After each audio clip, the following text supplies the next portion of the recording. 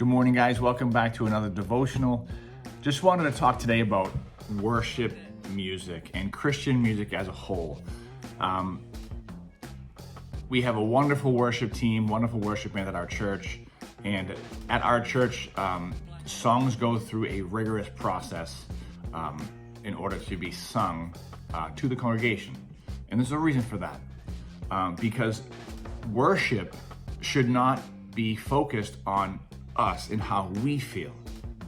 Worship should be focused on God and God-centered and God-centered alone. And there's a couple of things that you can put through to make sure that the music that you're listening to is in fact God-centered.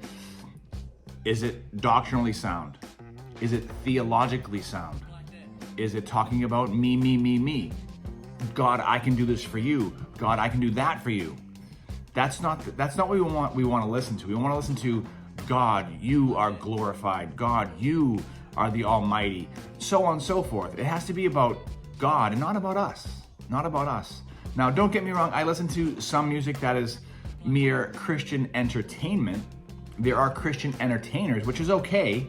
But when we're worshiping, when we're focusing on the Spirit, it says in John 4:24 that we should worship God in spirit and in truth, because God is spirit. So with that being said, make sure that the music that we're listening to is, number one, God-centered. Number two, that it is theologically and doctrinally correct. That there's no heretical statements in there saying things that don't line up with the Bible. Make sure it lines up with the Bible. And three, make sure that it's not focused on us. It's focused on Jesus and God only. So I'm not going to mention any band names, but there are several bands out there, pretty big names, that have a lot of worship songs that are me-centered. And don't get me wrong, I like them. They're catchy tunes. But we have to recognize what is good for worship and what is not good for worship. Now, if you're listening to it for pure entertainment, and that's a fine line, that's a conviction issue. But there are some artists that I won't listen to that proclaim to be Christian. So just be careful who you listen to and what you listen to. And Christian music it's everything from rap all the way to rock and everything in between. So we have to be careful what we listen to and have go in our ears, and especially into our hearts, because what goes in our ears, it gets filtered through the heart. So if there's a song that is unbiblical, that is quote unquote Christian, it could be a slippery slope, guys. So just be careful what you listen to and what you sing.